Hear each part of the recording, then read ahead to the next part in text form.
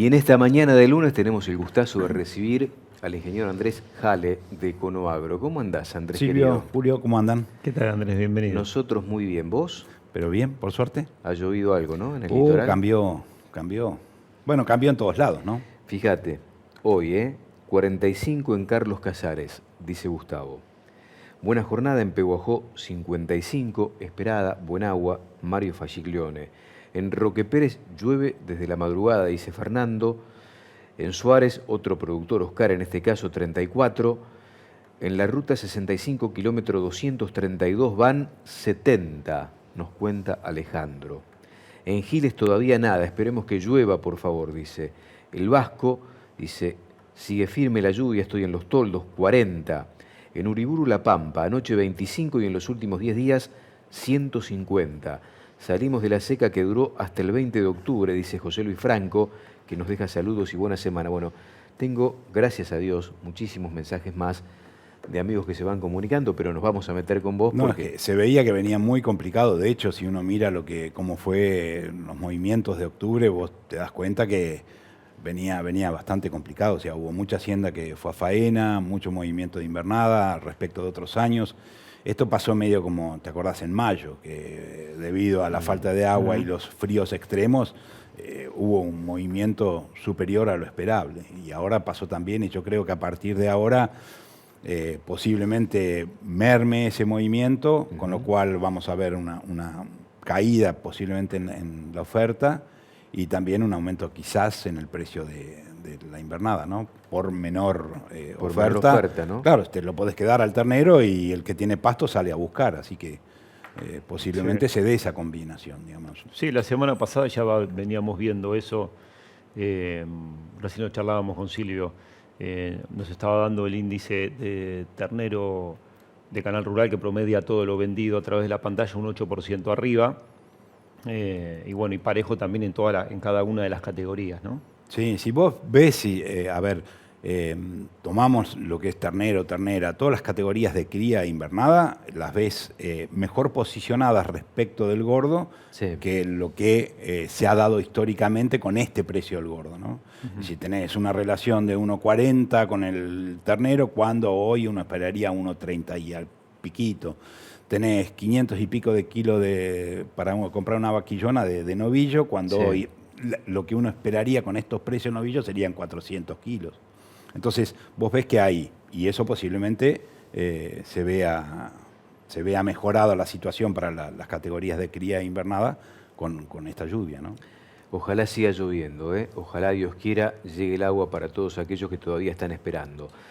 Nos haces pensar siempre, traes laburitos que nos permiten, sobre todo un día como hoy, que llueve, mucha gente está en el campo disfrutando, parar un poquito la pelota para ver, en medio de tanta convulsión, cómo, por ejemplo, se construyen algunos precios de lo que uno produce tranquera adentro y cómo está parado también el sector en este momento, donde hay mucha disyuntiva, ¿no?, respecto a algunos costos y de relaciones con lo histórico también, para ver realmente dónde estamos, ¿no? Sí.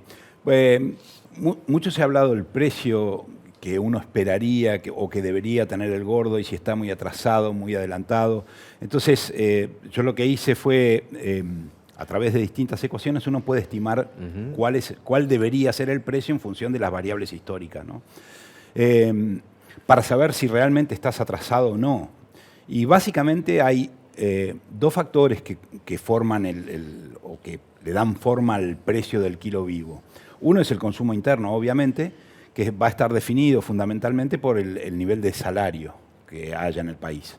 Y el otro es la exportación. Y la exportación va a impactar de dos maneras. Primero es el volumen exportado y después es el precio. O sea, no lo digo primero porque tenga más o menos preponderancia. Son los dos factores que inciden. Obviamente eso quita oferta al mercado interno, así que es parte de una competencia. Entonces tenemos, por un lado, cuánto se va, a qué precio, y por el otro lado, cuánto queda en el mercado interno y cuánto el consumidor está dispuesto a gastar en plata por mes en carne. Esos cuatro factores van a definir el precio del kilo vivo. En el consumo interno, primero se va a marcar en en el kilo al gancho, ¿no? O sea, a través del kilo al público, kilo al gancho, y kilo al gancho lo mismo la exportación. Y eso va a definir el kilo al público.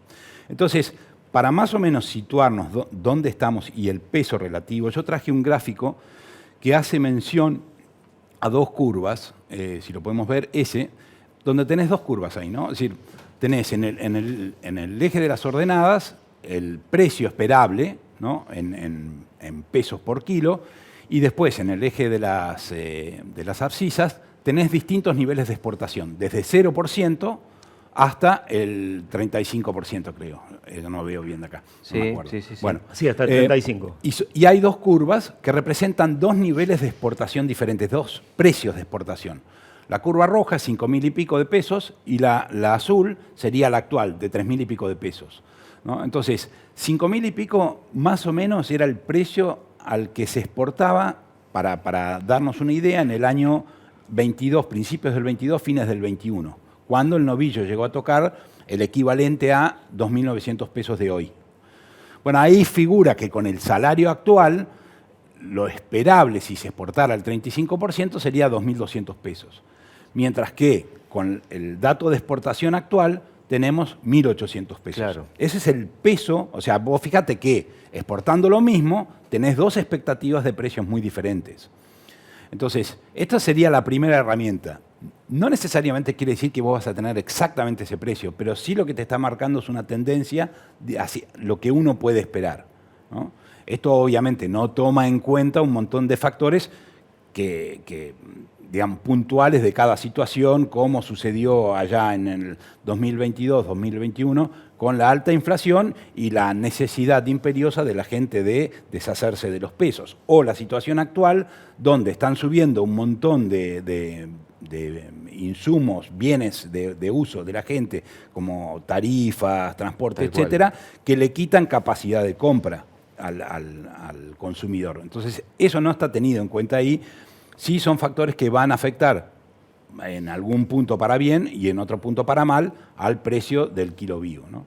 Pero sí es importante, cuando uno mira esto, decir, bueno, yo no puedo tener una expectativa a que el precio de la carne en las condiciones actuales tenga un techo muy diferente al actual. O sea, puede subir, sí, puede corregir algo. Lo que sí también hay que tener en cuenta que salimos, cuando muchos de nosotros hacemos la comparación, la hacemos a partir de diciembre. Y diciembre fue un mes que hubo un muy buen precio, entonces obviamente sí todo cae desde allá. Pero si hoy vemos cuál es el precio del novillo, estamos por encima del promedio. Si uno considera la serie del 2000 ahora, estamos un 7% por encima del promedio, ¿no?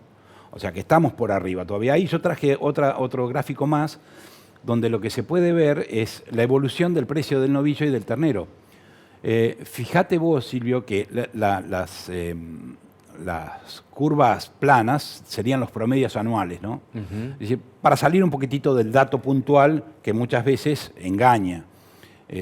Fíjate ese pico en la línea roja, el último pico que hay, ese es diciembre de este año, ¿no? Todo muy por encima de los promedios. Claro, gordo y flaco por arriba del promedio. Sí, pero si vos te fijas después en el promedio de este año respecto de promedios de hace 3 años atrás, estás más o menos en esos valores. El ternero de reposición está en el promedio y el gordo empieza a bajar del promedio. Sí, pero fíjate que las líneas, la última línea azul está por encima del año 20, de la del año 19, 18, 17, uh-huh. ¿no? O sea, recién por ahí tenés que ir al año 2015 para encontrarte con un valor superior, o 2016 también. Lo que te quiero decir es que hoy no estamos en una situación súper complicada respecto del precio. No es que uno debería esperar un golpe muy, muy grande. Porque sí, estamos retrasados respecto de la evolución de la inflación. Es que muchos de tus colegas que analizan, ¿no?, que se dedican a analizar los datos, dicen, probablemente ocurra una suba, no sabemos cuándo, te dicen si es en diciembre, si es en enero o febrero, pero nunca de la magnitud del nivel de retraso en relación a la inflación que ha ocurrido en la Argentina en estos últimos meses. Claro, pero retraso otra vez. Cuando vos hablas de retraso respecto a la inflación y seguramente estás tomando de diciembre. De diciembre, claro. Claro, diciembre vos tenías un pico muy alto, como se mostraba ahí en los gráficos, y lo que pasa, claro, después se fueron reacomodando los precios. No es que quedó atrasado, se van reacomodando. Esto no quiere decir que no tenga sustento la idea de que puede subir el precio. Yo creo que sí puede subir en la medida que se empiecen a reacomodar. Probablemente se dé más por una cuestión de oferta, si es que sube, que de yo creo que es una fricción de la demanda. Es una combinación de las dos cosas. Si vos mirás para cuántos kilos te alcanzaba un salario mínimo vital en enero, estabas por debajo de los 30 kilos. Y hoy estás ya hablando de valores de 34, casi 35 kilos. Entonces, empezás a ver una variación ahí, ¿no? Ahora, hagamos la cuenta al revés, ¿no? Porque si vos seguramente le preguntás a un filotero hoy con los costos que tiene, con lo que subió la invernada, y le preguntás, para ganar, ¿cuánto tiene que valer el ternero que vos vendés? Te va a decir 3.000 pesos, o arriba también. Sí. Entonces, ¿qué tiene que pasar? Terminado, el animal terminado. Un novillito terminado. Entonces, hagamos la cuenta al revés. ¿Cuánto tiene que ganar un argentino y cuál tendría que ser la relación de exportación hoy para que precisamente valga eso y gane el que está engordando, que tiene que ganar 1 millón de pesos de salario mínimo y exportar el 50% de la producción? El que está engordando te lo saco, porque el feedlot es una actividad que entra y sale, puede entrar y salir de acuerdo a cómo están el resto de las actividades, o sea, cómo está el pasto, etcétera, etcétera, ¿no? Si vos tenés un producto que vale poco y tenés condiciones climáticas favorables, vas a ver seguramente que va a haber más hacienda en el campo y menos en los engordes a corral. Así que eso yo lo dejaría aparte porque, digamos, no hace el costo del ganadero, nunca hace al precio del producto. Vos podés tener cualquier costo, el que te define en primera instancia el precio de tu producto es el consumidor. ¿Por qué? Porque eventualmente yo esas 260.000 o 1 millón de cabezas que yo saco al mercado ya están ahí. Entonces, lo único que se puede mover es la demanda, no la oferta. La oferta es instantánea, es inamovible, o sea, es inelástica. Lo que sí se puede ir moviendo es con el tiempo. Entonces, la variable de ajuste siempre es el precio, en primera instancia, y eso va a depender de cuánto le quede al tipo en el bolsillo. Y respondiendo a tu pregunta, pensá que hace no mucho tiempo atrás, ponele 2021, vos estabas en el orden del salario mínimo vital y móvil, estaba en 40 o por encima de los 40 kilos que representaba un salario, ¿no? Y hoy estábamos, te dije en enero, en 24, una cosa así. Si te vas unos años más atrás, estábamos en 70 kilos, lo que representaba un salario. La capacidad de consumo, ¿no?, era mucho más importante que la que tenemos ahora. Obviamente ahí no estaba la exportación, o no por lo menos en el porcentaje que está hoy, entonces no te tiraba para arriba el precio, solamente era el consumo interno. Entonces eso no se veía reflejado. Pero obviamente, si hay una recomposición en la capacidad económica de cada consumidor, vas a tener una mejora en el precio. Y por el otro lado, lo otro que uno por ahí está esperando es que haya una disminución en la oferta. Esa acción combinada puede dar un aumento en el precio. ¿De cuánto? Yo no veo una cosa estratosférica, es decir, voy a volver al equivalente de los 3.000 pesos del 2022, que fue en abril, creo que el 2022 que hubo ese pico. Yo no lo veo, eso ni cerca. Creo que de los que hablamos nadie supone que va a haber una recomposición de la que vos tampoco ves. Todos ven una recomposición, pero muy inferior a lo que algunos han puesto como expectativa de cara a un futuro no tan lejano, ¿no? Sí, además, otra cosa que uno tiene que ver es qué es lo que está pasando con el resto de la canasta, ¿no? Es decir, en la medida que el resto de la canasta quede quieta, y más probabilidades tiene de subir la carne, ¿no? Entonces, ese es el panorama que yo veo este año. Para el año que viene, posiblemente sí va a haber una reactivación. De hecho, las últimas noticias están dando que hay una especie de rebote económico. Hay un lento rebote. Sí, el dato de CAME de las últimas horas también indican eso, que ha habido un poco más de venta en octubre respecto de septiembre, también empujado por el Día de la Madre, etcétera, etcétera, pero se nota, ninguna locura, pero hay como una leve mejoría en algunos aspectos económicos, ¿no? Sí, así que... sí. Hablando de los imponderables, que vos hablabas que todas las cuentas obviamente tienen ese factor, está en carpeta del gobierno corregir un poco más tarifas, ¿no? Por ejemplo, la luz.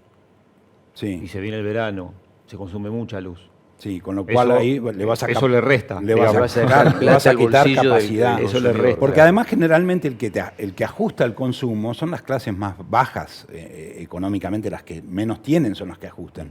El que por ahí tiene mucho, quizás ajusta a otra cosa. Dice, no cambio el auto este año, lo cambio el año que viene. Pero no va a dejar de consumir carne.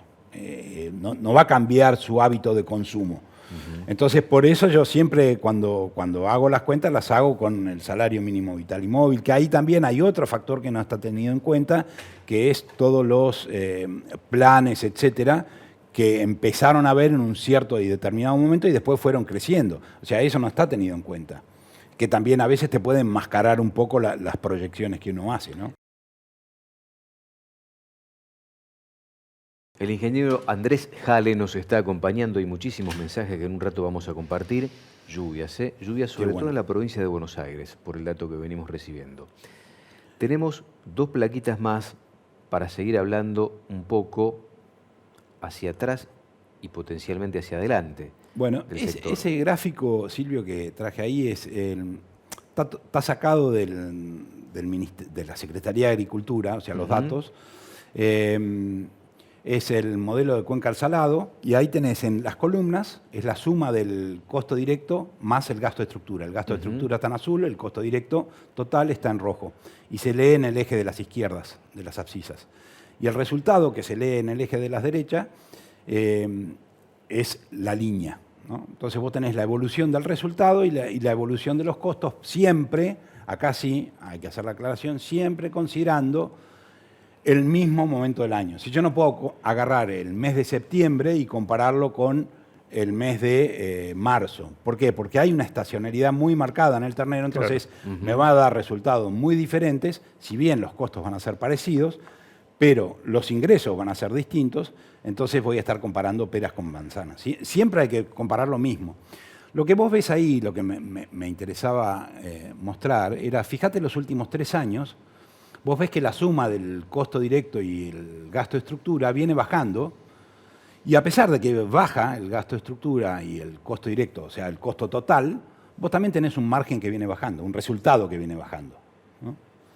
Es decir, vos tenés un pico del resultado que se dio en 2022 y después va bajando año a año. Fíjate que en el 2020 y 2021 tenías costos de estructura, costos directos muy elevados, pero el resultado era más atractivo. ¿En qué año, Silvio? Disculpame. En el 20 y en el 21. Sí. Y acá en el 24 con menores costos. Fundamentalmente eso es precio. O sea, básicamente quien determina el resultado de la actividad cría es el precio del ternero, claro, y o la vaca barra la vaca, ¿no? Que son tus fuentes de ingresos. Tal cual. Son mucho más importantes en términos relativos los ingresos, o sea, los precios a los cuales vos vendés, que el costo al que vos tenés. Fíjate vos que en toda la serie la variación mayor es del 30% en costos. Del año mayor al año menor tenés un 30%. O sea, nada más. Lo cual te está dando que es bastante estable los sistemas y que fundamentalmente es el precio de tu producto quien te mueve la relación. Vos fíjate que en 2022 fue el año que nosotros decíamos el ternero es un bien de reserva, ¿no? Vos valor de reserva. Un valor de reserva. Querés guardar la plata en algo porque tenías alguien ahorraba pánico. en ternero. Claro, ahorrabas en ternero. El criador, que no se quería descapitalizar, y el invernador, que salía desesperado una vez que vendía a comprar, ¿no? Ahora fíjate los datos de 17, 18 y 19, lo que fueron, ¿no? Sí. Bueno, ese año hubo seca, si vos no te acordás mal, el 18 y 19, el 18 fue una seca importante, y el 19 fue la cola de la seca y claro, el descalabro económico que vino después, ¿no? Claro. En el último gobierno, en el gobierno de Macri. Entonces esto te da un panorama de qué es lo que uno tiene que mirar a la hora de hacer los números y qué es lo que es realmente importante. La próxima, esta placa, es el mismo concepto, o sea, ves lo mismo, En el eje de la izquierda vas a ver los gastos totales, costos totales, y en el de la derecha el resultado. Y obviamente acá vas a tener una variación de resultado mucho mayor a la del cría, porque acá hay dos componentes. Es decir, el valor de venta y tu valor de compra del ternero. Claro. Otra vez, 2022 da negativo el resultado, fíjate que con un costo menor que en 2021 y sin embargo te da negativo. Y eso era por la mala relación compra-venta a la que estabas obligado a entrar, ¿no? Entonces vos tenías un ternero que estaba muy caro y te daba un valor de kilo producido muy bajo.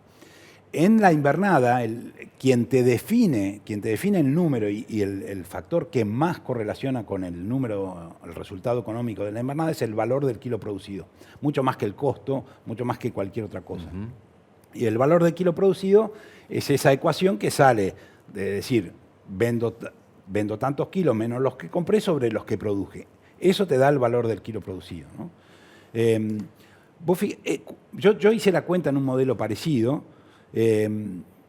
Hoy, con valores de hoy, un modelo que produce 345 kilos de carne, si vos querés variar el 50% de ese resultado, solamente variando un 3% el valor de venta, vos ya obtenés 50% de variación en el resultado.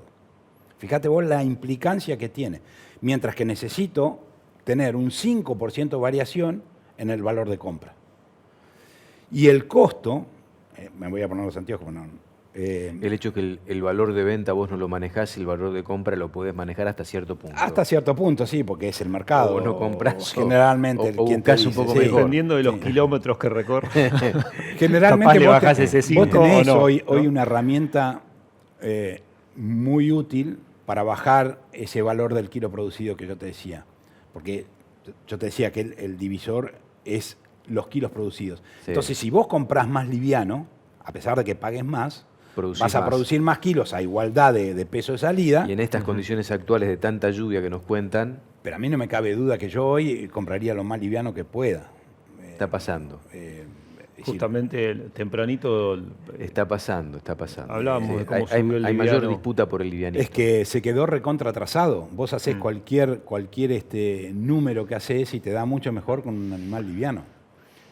Salvo que vos tengas un negocio puntual y necesites sacar un ovillo gordo.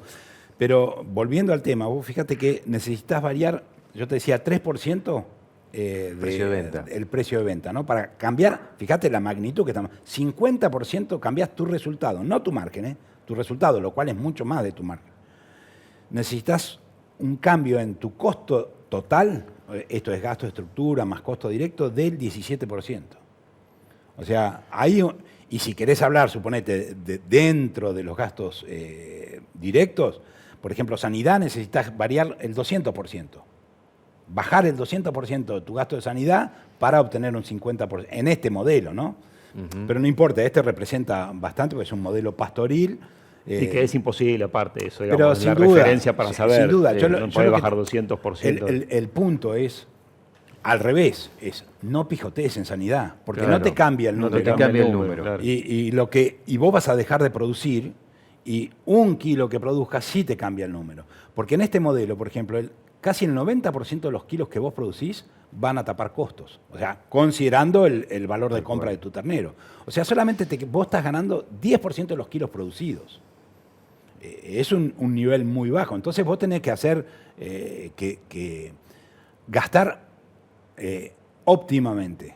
Y óptimamente es hacer la sanidad que corresponde, ¿no? Ahí no Por eso, podés... si vamos a un camino de mayor eficiencia para tener mejores resultados, porque es una de las alternativas para tener resultados mejores de los que estás teniendo, está claro que no puedes pijotear ni en sanidad ni en algunas otras cuestiones. No, y otro factor que te va a ser determinante a la hora de tus números es la ganancia diaria de peso. Entonces, si Tal vos cual, podés... eficiencia. Sí, si vos podés agregar, aunque sea 50 gramos por día o lo que fuere, siempre es ganancia, porque vos vas a diluir en esos mayores kilos producidos El costo. todo tu costo que se mantiene invariable.